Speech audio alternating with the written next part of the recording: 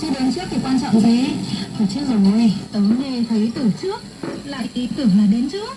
Trước là chỉ vị trí đó nàng ơi. Ôi giời ạ, chỉ vì chữ trước mà nó làm hại hai đứa chúng mình đã tạc nhau. Như tình huống mà chúng ta vừa nghe thì chỉ một cái từ trước rất là quen thuộc thôi, nhưng mà lại có thể xuất hiện.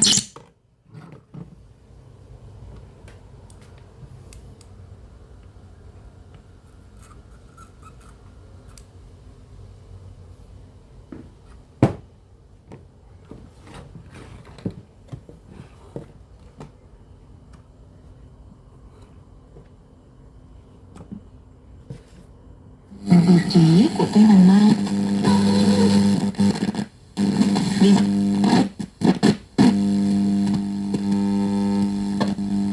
Thân thiện và nồng ấm.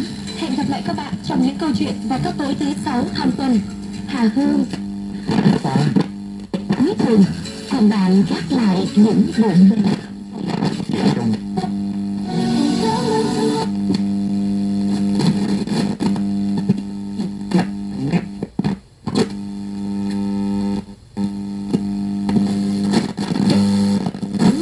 Kinh phí dự kiến là gần 404 triệu đồng.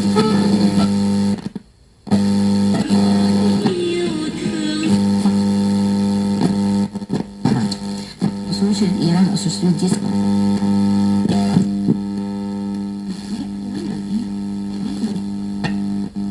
919191 tại thành phố Hồ Chí Minh và 02437 919191 tại Hà Nội. Sắp xếp giảm cấp số này có ai chịu.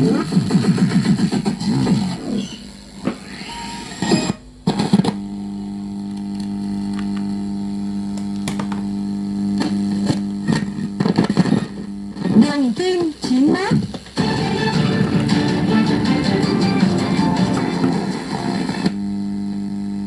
Đường Kim 91.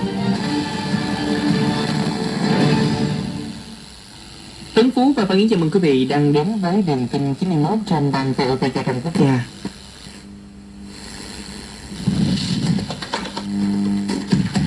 Câu chuyện nào đã được kể trên VOV Giao thông? Tin tức nào còn đậm lại cuối ngày? Đón nghe Đường Kim 91 để không bị cuốn theo dòng chảy thông tin, để khép lại một ngày đầy ý nghĩa.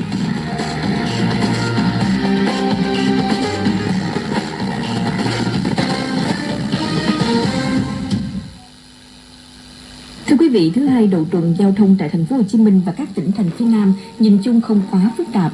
Trong giờ cao điểm sáng trưa, hotline và fanpage VOV Giao thông ghi nhận 2 vụ va chạm và 2 cử như va chạm giữa 2 ô tô trên quốc lộ 1 đoạn qua bến xe miền Đông mới hướng đi cầu Đồng Nai, hay sự cố ô tô bể bánh tại km số 93+600 cao tốc Trung Lương Mỹ Thuận hướng về Trung Lương. Tuy nhiên, các vụ va chạm và sự cố nhanh chóng được lực lượng chức năng giải quyết, không ảnh hưởng quá nhiều đến tình hình giao thông.